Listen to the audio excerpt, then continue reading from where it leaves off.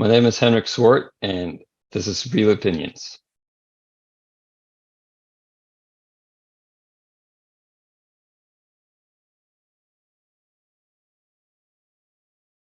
My name is Henrik Dyb Zwart, and I am a film director. And on Everything at Once, I also did the editing and some location work.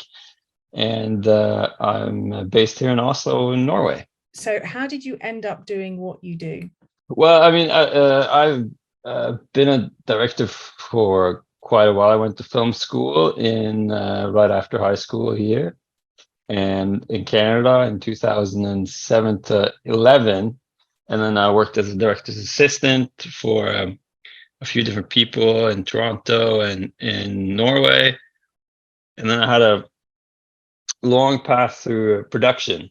I was a production assistant and coordinator, location manager, location scout, and everything like that. And then I did quite a bit of editing, and I still do some editing, and then I direct commercials and music videos and that kind of thing, and now the short film. So how long have you been active in the industry in total so far? Well, I'm really bad at mental math, but it's since 2010, I guess, or something. And where you've kind of moved around in those different roles, were they kind of something that you were aiming to go into, or just so happened to be like there was a gig going and you ended up being location manager, or somebody needed editing and you did it, or is it something you actively kind of wanted to do? It's a bit of a mix, but I think paying rent was a big motivator for me in choosing jobs. So I was kind of just doing whatever I could in the film industry that paid something, and so that started out with being a production assistant, because that's a very nice entry level kind of job. And the big kind of industry at the time when I started out here was commercials. I think the feature film industry was just a little bit smaller. It's grown a lot since then, and the fiction and the TV thing was not as accessible, I would say, and it paid a lot better in commercials. So that's kind of why I got into that. And then I think, you just kind of have to make a few choices here and there and see like what you get good at. And if you're really known for being really good at locations, then everyone's just going to want to hire you for that for the rest of your life. So then I had to kind of make a few kind of pathway choices to do to go into more fiction at one point, and to maybe do more creative roles. Like I had a friend that I was working with. I was a producer on some commercials, and he was kind of like, he was just a few years younger than me, so he kind of followed my path throughout. Like he was first a location scout when I was a manager and so on. And he was a production manager while I was producing, and he had a short film idea. And I just said, let's just shoot it over a weekend. Let's just do it. And so that was my first kind of gig, you could say, as in shorts. I produced a film called Sophia in 2018, I think. And then we did another one the year after. And then and that kind of got me rolling into that kind of fiction world. And so yeah, a bit of a mix. And out of all the roles that you've done, what's your least favorite and your most favorite? My most favorite is definitely directing and writing what I'm directing, and having feeling that you kind of have you can really have a distinct voice in what you're doing. So, and I think the first proper thing that I've done that with is the short film that's in the festival circuit now. And my least favorite, I think, would probably be just I know, I was a logger, or like an editing assistant on reality TV for a summer. And I just remember watching it's like 8-hour days here, so it's nice, but it was still 8 hours of raw footage of someone in reality TV writing down everything they said and did. And I think that kind of I lost a bit of my soul that summer. Yeah. You learned not to do it again. How long did you have to do it for? It was like a summer job from university, so it was like 3 months or something. Oh, I think, yeah, 3 months and then Minimum wage. Yeah. oh. What's the best piece of advice that you've been given? Well, I have a my uncle always said, just say yes to everything. And then I think that comes with some, like, within reason, but I think being too skeptical when opportunity arises is obviously not a good idea, and that you should just kind of see how you can, like, make the best of everything that comes your way. Um, so maybe that one, but I haven't been given a lot of advice, I think. I mean, what's the worst piece of advice you've been given then? Yeah, I feel like I should have a really good answer for that, but I have this thing where people tell me what to do, and I just immediately get very frustrated and angry. so, so maybe I've just blocked it out of my mind completely, whatever they've been saying.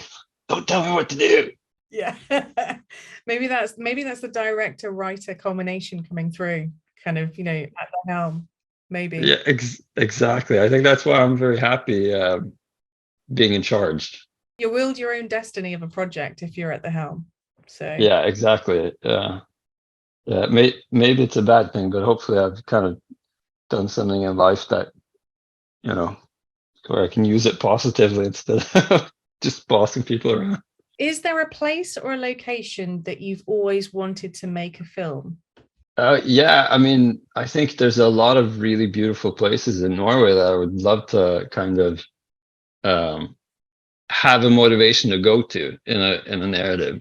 Um, but I think that's kind of a bit of an irony about living here, where there's so much great nature. Nothing I ever write has anything to do with nature. So, so I'm always drawn to be like, okay, how can we make this part of this small place look like it's in a bigger city, or like a shittier, more terrible situation than it is, and so I'm always just kind of drawn to the um, poetry of grime, like, griminess and dirt. Um, and even though when I was a bit younger, I was very, very fascinated with the west coast of Norway. I have family there, and I was born there, and it's just one of the most beautiful places on earth. But I just haven't found any kind of narrative sense in it, I guess. So maybe in the future. Tell us about one of your favorite festival experiences. I have a kind of a funny thing there. I went when I was a student in Canada. I did a short film that was an animation as like a student project, and it got into. I sent it to one festival. It got into that one festival, and it was the Montreal World Film Festival, and I guess I was 20, and my cousin, Øystein, who also produced this short film, Everything at Once, had nothing to do with it, but he lived in Montreal. So I stayed at his apartment where he was a student. And we were two students, and school hadn't started yet in the fall semester. And it was a 2-week festival. And we found out that they had free beer at the mingling event, 2 hours every day. And that kind of just blew my mind. It's like, oh my God, people are just going to give you beer for 2 hours every day just because I made a short film. So I think that just kind of, ever since then, I wanted to get into a festival again, and then I never made anything for another 10 years or something. So, but that was great, and I obviously really, really liked going to Venice for that last year. That was a pretty incredible experience. Um, and then I also have a lot of fun at Fredrikstad Film Festival every year. It's just almost down the street from Oslo, and it's just a great place to meet some other people that also work in film and also in Norway and do animation, which I also tinker with. Yeah. Did you get free beer at all of those festivals? No, it just happened at one time. So I don't know what I've been doing wrong since then. I mean, we find when we go to a lot of North American festivals, if they're the regional area festivals, they generally get one of the sponsors, and it is a local brewery. So you often get kind of like free beer. We've just come back from Poppy Jasper, and there are 5 independent breweries there, and they all collaborate and brew a beer just for the festival, which is quite nice. Wow. Well, that And sounds really fun. it was really tasty. It was really nice, actually. And I think like the craft ale kind of world in North America has just exploded. Because like there's always like when we went to Mammoth Lakes in California as well, they had about 3 different kind of tap rooms that you could just go and taste the locally brewed beer. Wow. When we went to Seattle International, one of the venues for the mixes was actually in a bar which was the brewery site, so you could see all of the kind of, you know, the beer being brewed, and then literally Oh, that's cool. have beer. It was like a mini kind of industrial warehouse, but like with all of the beer on tap. It's literally one of those places where they've just got a back wall and about 30 different taps, and you just kind of have to go, what's that one? And they go, Yeah, taste it. So yeah, I mean, more festivals with free beer. That seems to be the overriding kind of theme here, which I'm all for. yeah. I think that would be fantastic. I don't know what European festivals are. Why they're not getting on that train? They're too refined. That's Yeah, why. to refine exactly. How do you feel when you finished a film? Uh, um, yeah. I mean, when you say finished, there's sort of several stages, and first the shooting. Then I'm just totally exhilarated usually because it's just so uh usually it's pretty energetic on the set when I've been shooting, and so after that I just kind of want to look at the rushes right away and want to start editing that night and everything, even though I'm super tired. Once the edit is locked, it's just sort of my partner, my girlfriend, she always says that, oh, you're on a project right now, aren't you?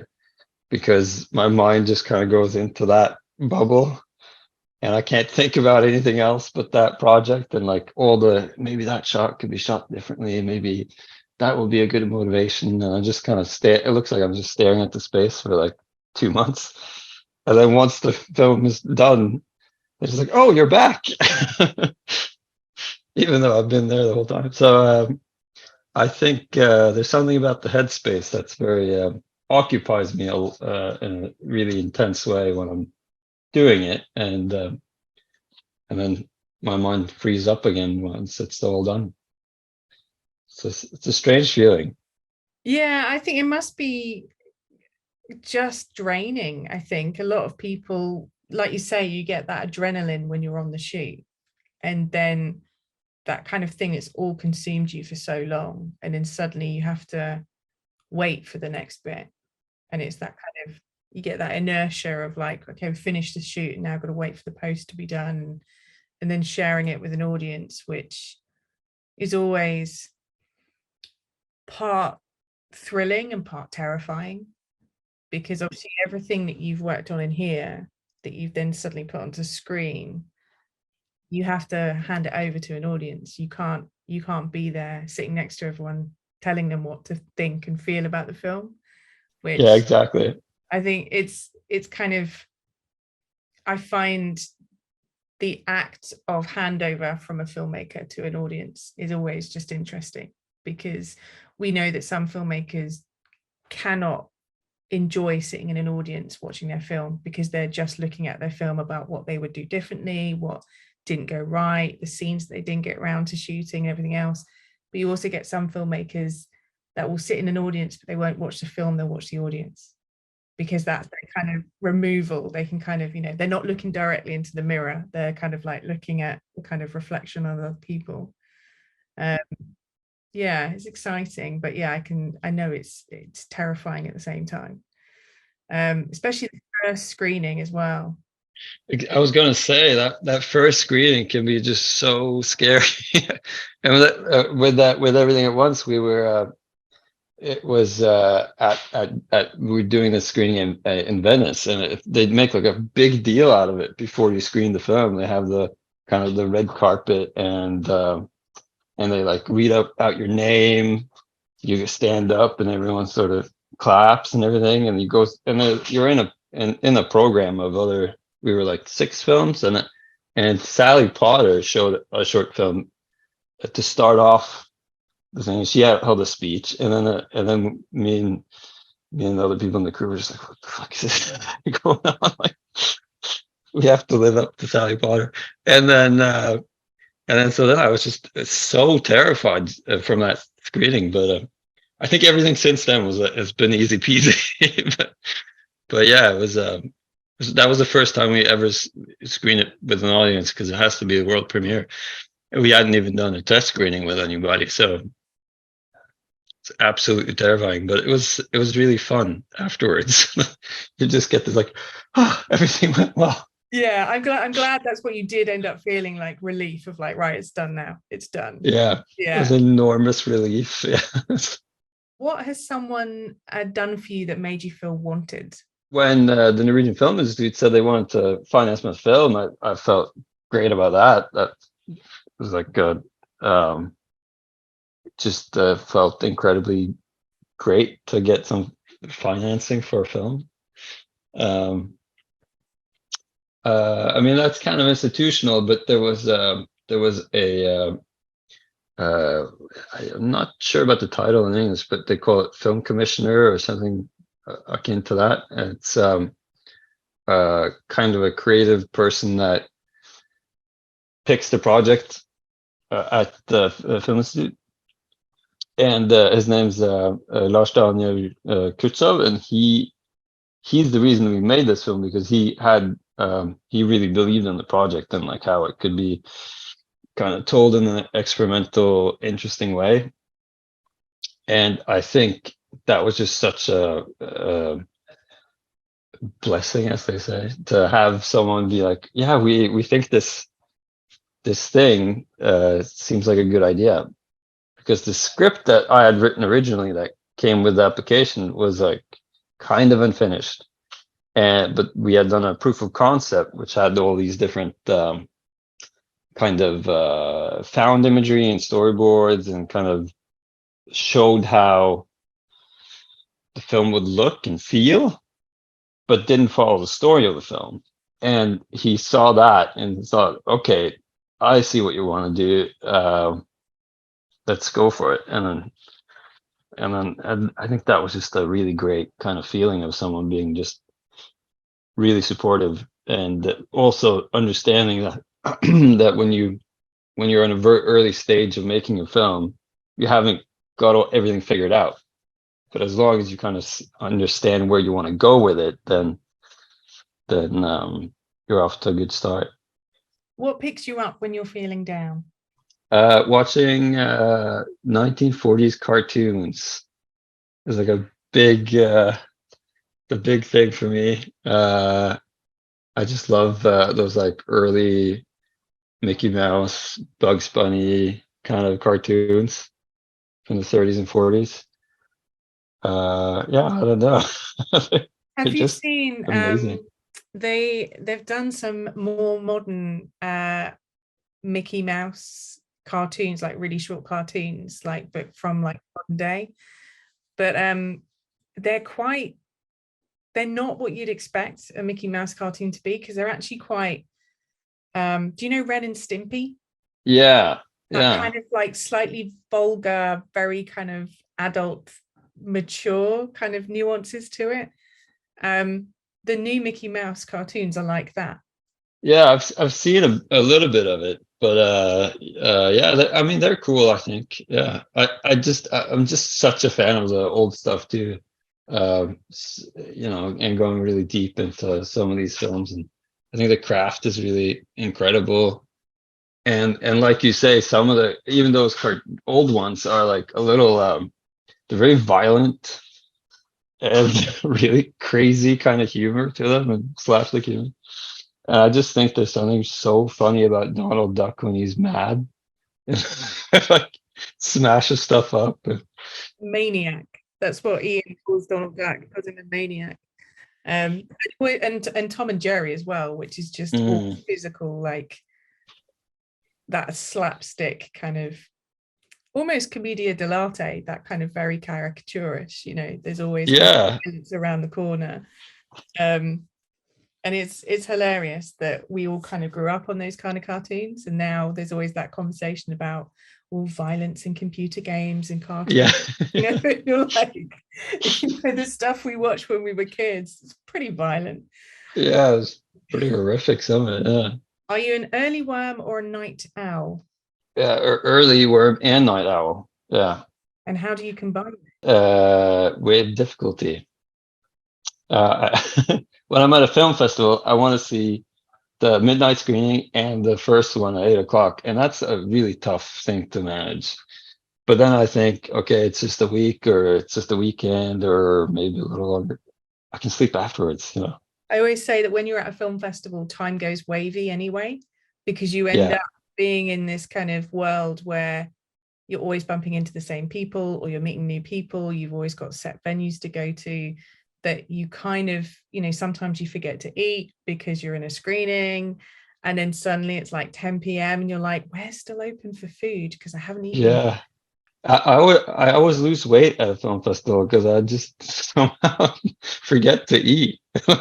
Do your parents understand what you do for a job? Yeah, they do actually, because my uncle is also a filmmaker, and my dad's brother, and so he grew up with him learning how to do that. So luckily.